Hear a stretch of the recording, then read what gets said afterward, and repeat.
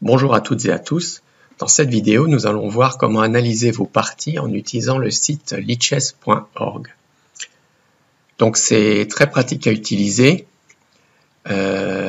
puisque voilà, il suffit d'aller sur lichess.org. Vous n'avez pas besoin d'être connecté, donc inutile d'avoir un compte sur Lichess.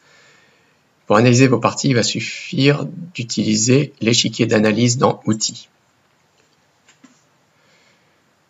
Donc, analyser vos parties, c'est important pour progresser, parce qu'en effet, en utilisant cet outil, vous allez pouvoir, par exemple, voir si vous ou si votre adversaire avait raté un mat ou une combinaison.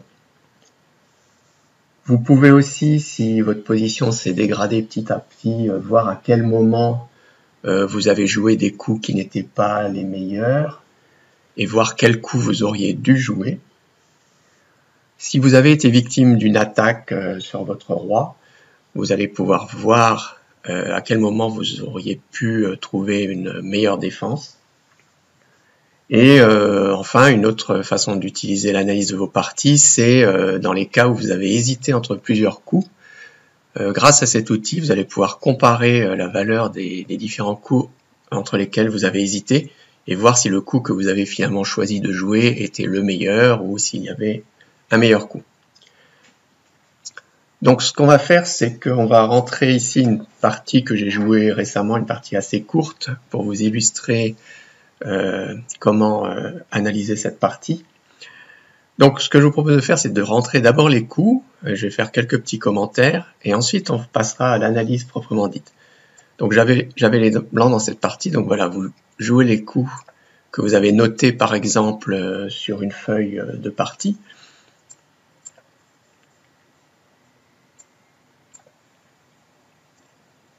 Donc ici, j'ai développé mon fou. L'adversaire a mis sa dame en C7. Donc là, comme je craignais qu'il pousse le pion pour chasser mon fou, j'ai joué C3. Donc maintenant, après ce coup-là, mon adversaire peut avoir l'idée peut-être de venir avec son cavalier en E4. Donc pour l'empêcher de faire ça, j'ai développé ce cavalier. Donc l'adversaire décide de pousser le pion. Je recule le fou.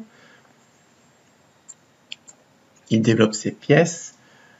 Voilà, donc je joue maintenant F4 pour l'empêcher d'avoir l'idée de pousser E5. Donc il doit se contenter de E6. On continue à développer les pièces. Voilà, donc j'ai décidé d'avancer mon cavalier tout de suite sur la case E5. Bon, mon adversaire a décidé d'échanger. Du coup, en reprenant avec le pion F, ça ouvre la colonne F. Et donc après le roc, ici, la tour est directement active. Donc on voit que les blancs, alors les blancs ont certainement des problèmes de développement de leur fou en C1, de leur tour en A1, mais ils ont des pièces qui peuvent intervenir rapidement contre le roi adverse, la tour qui peut venir, qui attaque déjà la case F7 et qui peut venir éventuellement en F3 puis H3, la dame qui peut venir rapidement, ce fou qui déjà attaque la case H7, et le cavalier qui peut intervenir aussi rapidement. Donc ici, j'ai hésité entre plusieurs coups. Alors j'ai choisi de jouer dame G4, mais bon, on peut se demander s'il ne faut pas mettre la dame en H5 pour créer une menace de mat en H7. On peut même se demander si on ne peut pas sacrifier le fou directement pour essayer de lancer une attaque sur le roi adverse. Donc on verra ça pendant l'analyse de la partie. Donc mon adversaire ne s'occupe pas de mon attaque sur l'aile roi, il joue sur l'aile dame. Donc je continue à ramener les pièces, à préparer l'attaque. Voilà, et ici j'ai décidé que je pouvais maintenant sacrifier pour attaquer le roi adverse. Donc mon adversaire a pris le fou.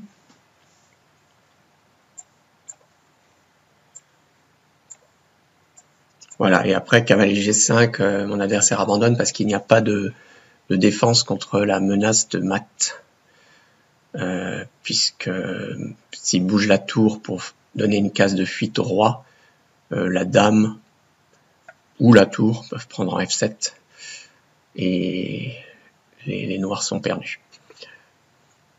Donc voilà, ça, là on vient de rentrer la partie, donc maintenant on va passer à l'analyse de la partie. Donc on va revenir à la position initiale, et pour analyser la partie, on va activer le moteur d'analyse. Donc ce qu'il faut regarder ici, c'est cette valeur-là. Alors ça, c'est le score que l'ordinateur donne à la position. Donc une valeur positive indique un avantage au blanc, une valeur négative un avantage au noir. Une valeur de plus 1 correspond à l'avantage d'un pion, moins 1 à l'avantage d'un pion pour les noirs. Donc vous voyez que dans la position initiale, l'ordinateur estime que les blancs ont un petit avantage d'un tiers de pion à peu près, ce qui correspond au fait que les blancs commencent à jouer. Donc dans l'analyse de vos parties, lorsque vous débutez, il ne faut pas faire attention à des valeurs qui fluctuent de plus ou moins 0,5, d'un demi-pion, c'est pas très important. Ce qui est important, c'est de voir lorsque la valeur change d'une quantité plus grande que 1.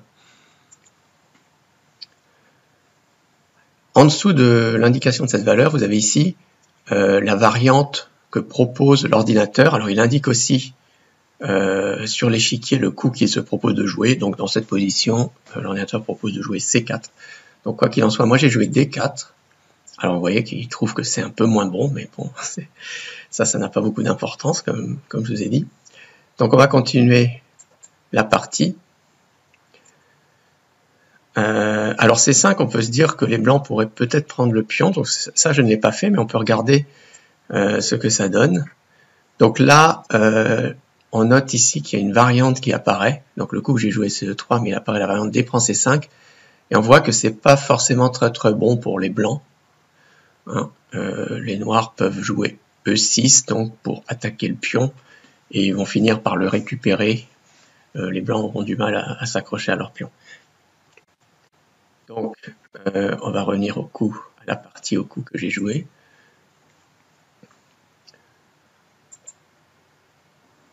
Cavalier F6, fou D3. Donc pour le moment, vous voyez l'évaluation de la position change un tout petit peu, mais pas énormément. Dame C7. Donc là, vous voyez, l'ordinateur propose de pousser C4. Bon, moi j'ai poussé C3.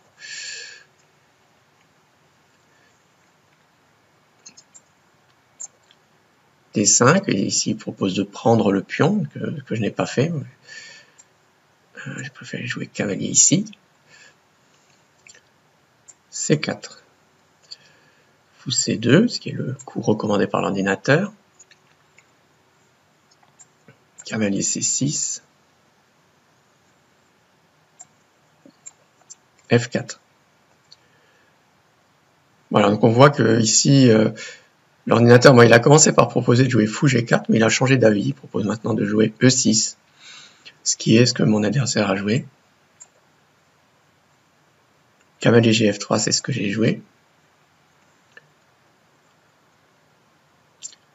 Donc fou D6. Alors on voit que la position, voilà, l'évaluation ne change pas énormément. C'est toujours moins d'un pion d'écart entre les deux joueurs. Donc là, voilà, l'ordinateur propose de pousser le pion E. Bon, moi, j'avais pas envie de pousser le pion E. J'avais envie de jouer cavalier E5, ce qui est à peu près, qui a la même valeur. Hein. On reste toujours avec un tout petit avantage blanc. Et là, les noirs décident d'échanger. Et on voit que après l'échange, les blancs ont un très gros avantage. Bien qu'il y ait égalité matérielle, l'ordinateur estime que c'est comme si les noirs avaient une pièce de moins, une valeur de 3 pions. Et ça, c'est à cause de l'énorme avantage que les blancs ont sur l'aile roi. Donc si on revient voilà, dans cette position, ça veut dire que les noirs ne devaient pas, ont fait une erreur en échangeant le cavalier. Donc cavalier D7, roc. Voilà, donc ici, comme je l'ai dit, j'ai joué dame G4, mais on peut hésiter avec d'autres coups. Alors on peut hésiter avec dame H5. Alors d'abord, si on joue dame G4, alors on voit que l'avantage diminue. Donc ça veut dire que dame G4, c'était peut-être pas le meilleur coup.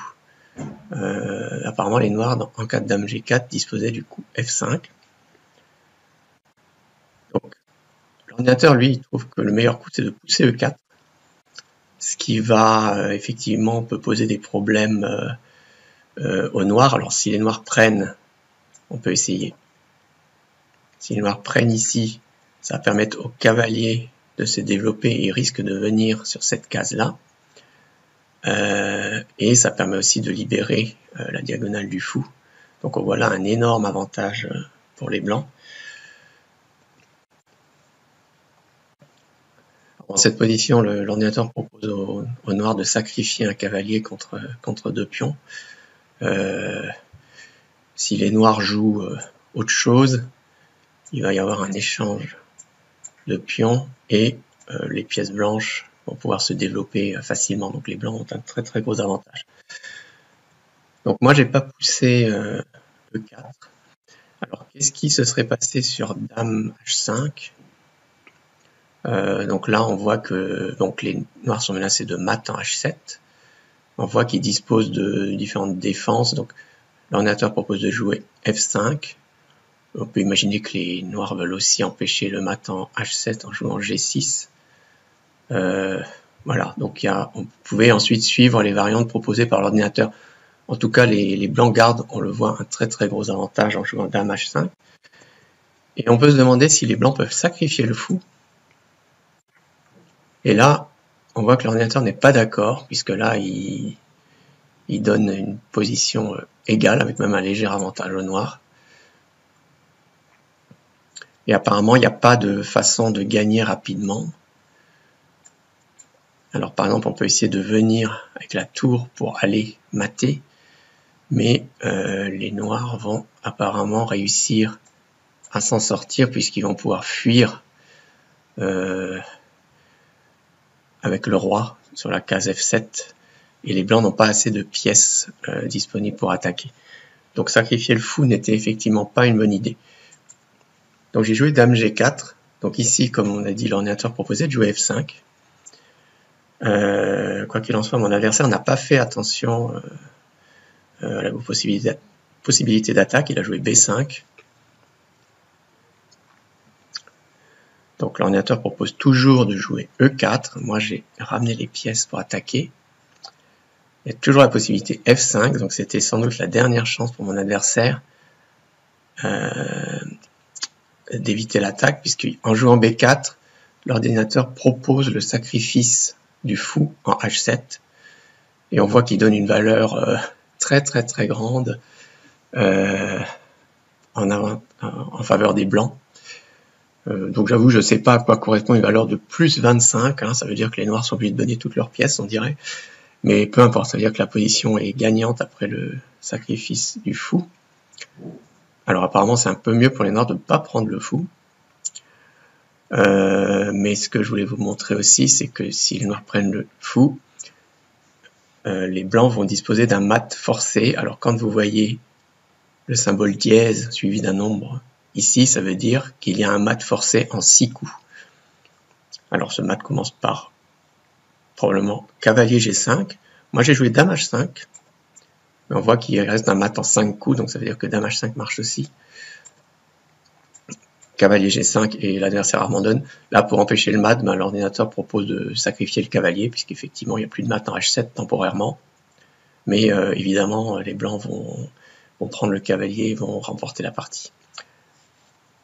Voilà, j'espère que vous avez pu voir dans cette vidéo comment utiliser l'ordinateur pour analyser vos parties et voir entre, par exemple, plusieurs choix de coups, lesquels sont les meilleurs et lesquels sont moins bons.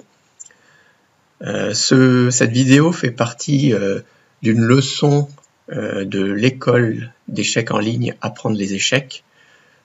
Donc je vous invite à cliquer sur le lien en dessous de la vidéo si vous souhaitez accéder à cette leçon et rejoindre notre école d'échecs en ligne. À bientôt.